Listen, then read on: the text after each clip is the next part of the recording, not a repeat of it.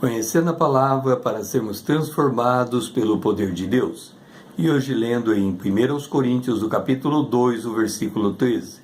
Disso também falamos, não em palavras ensinadas pela sabedoria humana, mas ensinadas pelo Espírito, conferindo coisas espirituais com espirituais. O derramamento do Espírito Santo nos tornou um corpo em Cristo Jesus.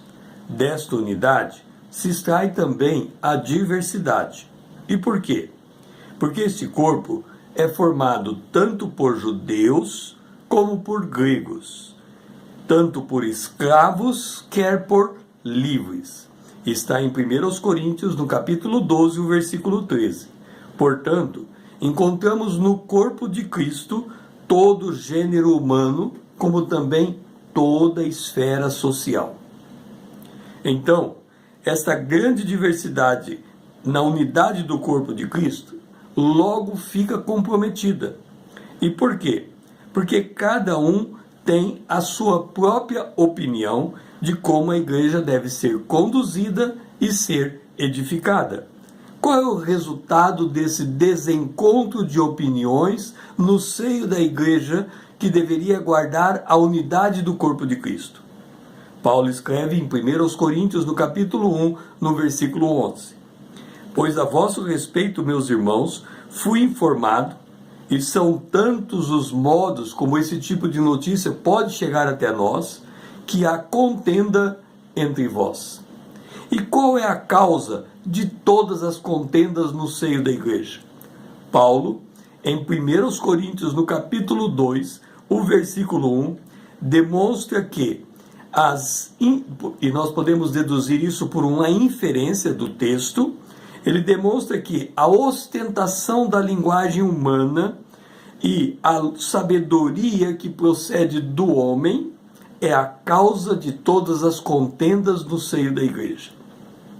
Paulo continua dizendo em 1 Coríntios, no capítulo 1, no versículo de número 22.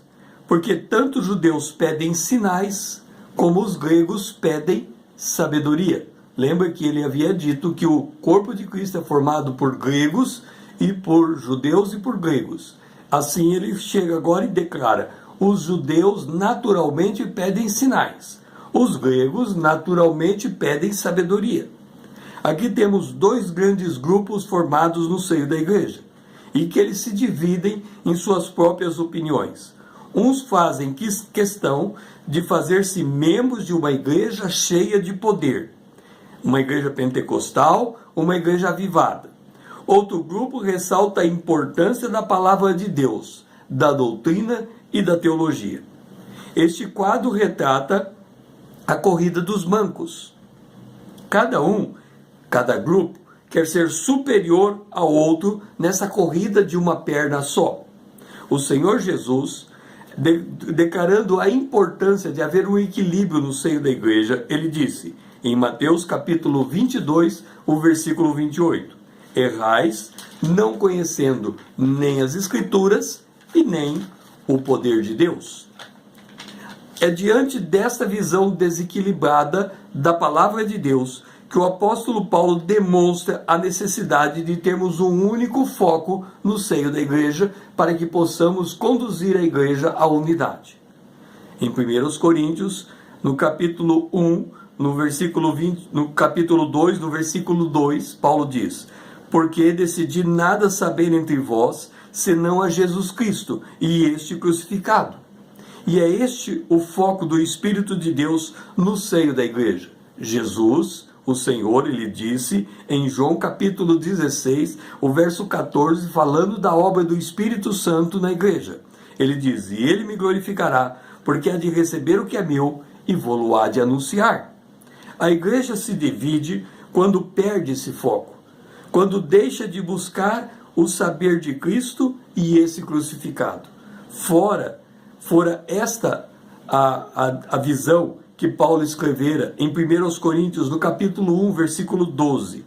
Refiro-me ao fato de que cada um de vós diz: eu sou de Paulo, eu de Apolo, e eu de Cefa, e eu de Cristo. Note a lista. Paulo foi um grande apóstolo dos gentios. Apolo era um eloquente pregador.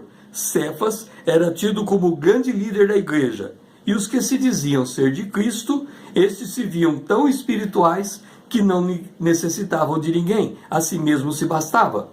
Paulo, contudo, nos ensina que a obra do Espírito é de sabedoria singular. O ministério do Espírito visa nos fazer conhecer a palavra de Deus, que é a loucura da pregação, é loucura para os que se perdem. Fazer conhecer a palavra de Deus, ou seja, a palavra de Cristo, que é loucura para os que se perdem. Mas para nós, os que somos salvos, é o poder de Deus, está em 1 Coríntios, o capítulo 1, o versículo 8. Assim, conhecer as Escrituras e o poder de Deus é conhecer a palavra da cruz, a palavra de Cristo. Portanto, o propósito do Espírito Santo no seio da igreja e aquilo que nós devemos nos focar é glorificar a Cristo Jesus como Senhor, e isto é o que instrui João capítulo 16, verso 14, quando diz que a obra do Espírito é testificar de Cristo. O meu nome é César Azevedo, usando a internet para com você compartilhar a palavra de Deus.